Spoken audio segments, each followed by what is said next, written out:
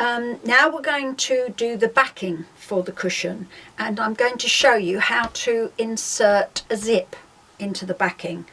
Now there are two ways of doing this. The posh way is to do an invisible zip.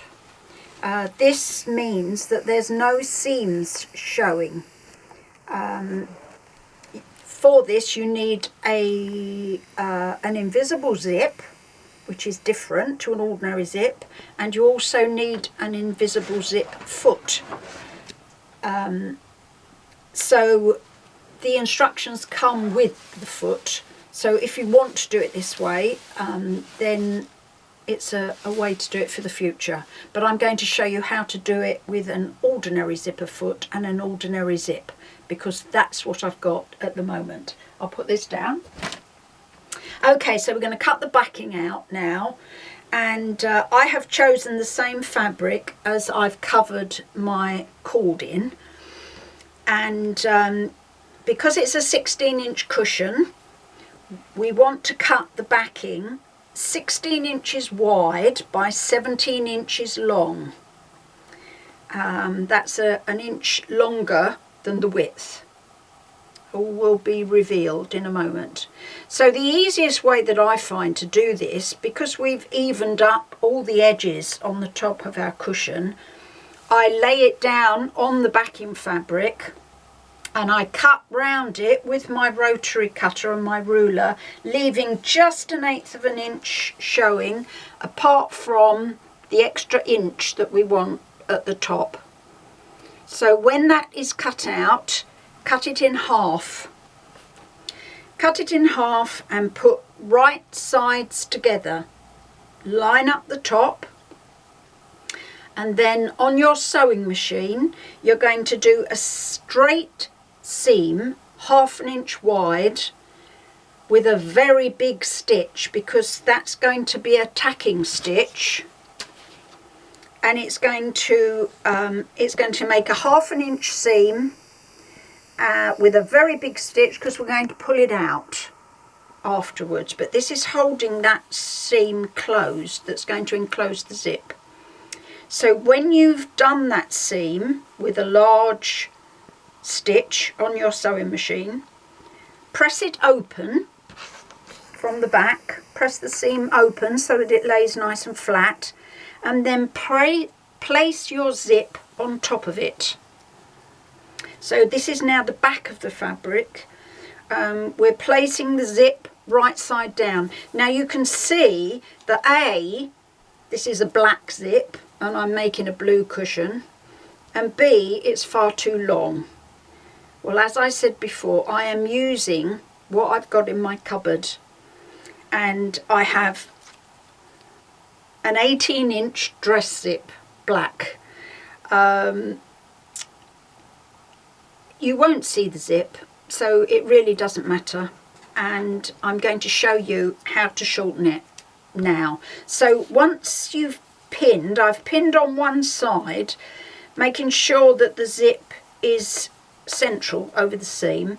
So now I'm going to take it to my sewing machine and sew it.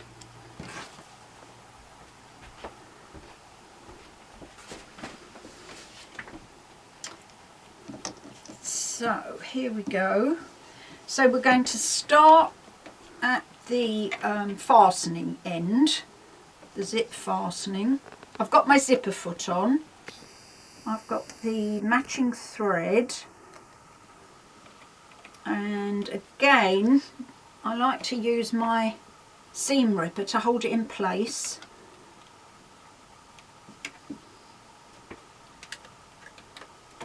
And I'm going down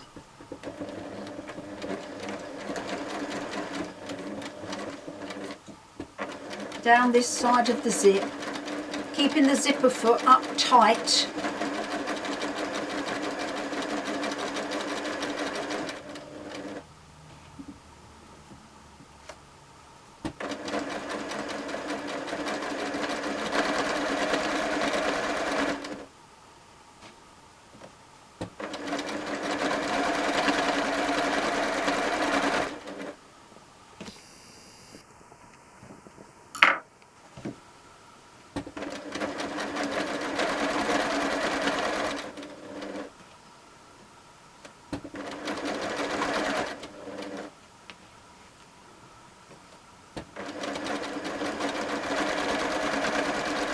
Now when you get to the end of the seam, I've marked where I want the zip to finish, which is just about about 1/4 of an inch from the end of the fabric. So what you're going to do is stop about 1/4 of an inch from the end, needle down, lift your presser foot, turn it round and sew across the zip. Then go backwards and then go forwards again.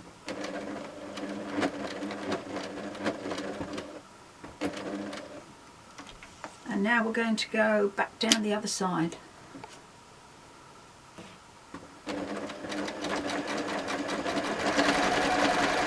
Holding it nice and flat as you go.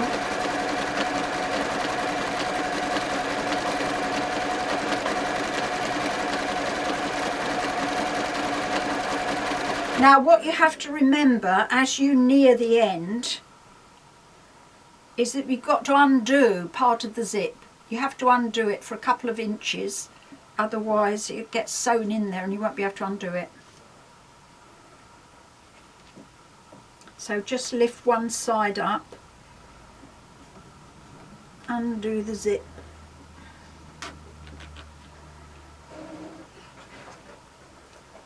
and then put it back down again.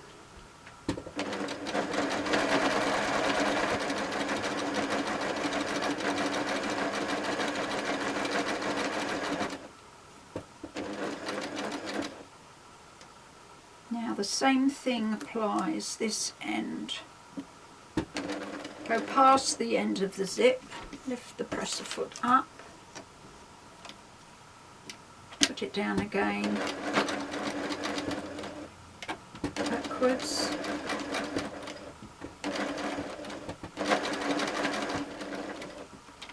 that's it.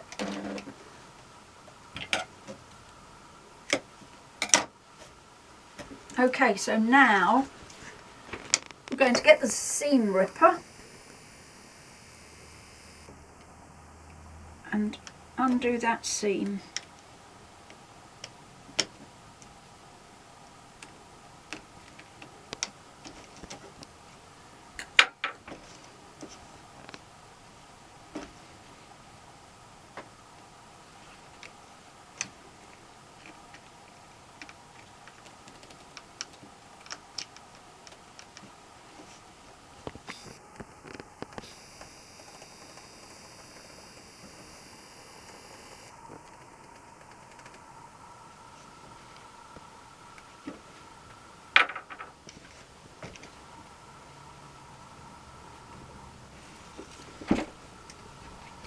So you can now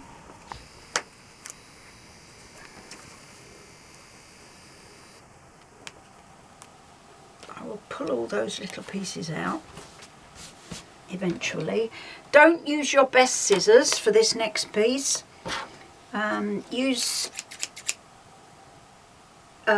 These are my paper scissors, and I'm just going to cut that zip straight the way through. And you can see where I've sewn the end. You'll find that that is quite secure, and we now have a zip inserted in the back.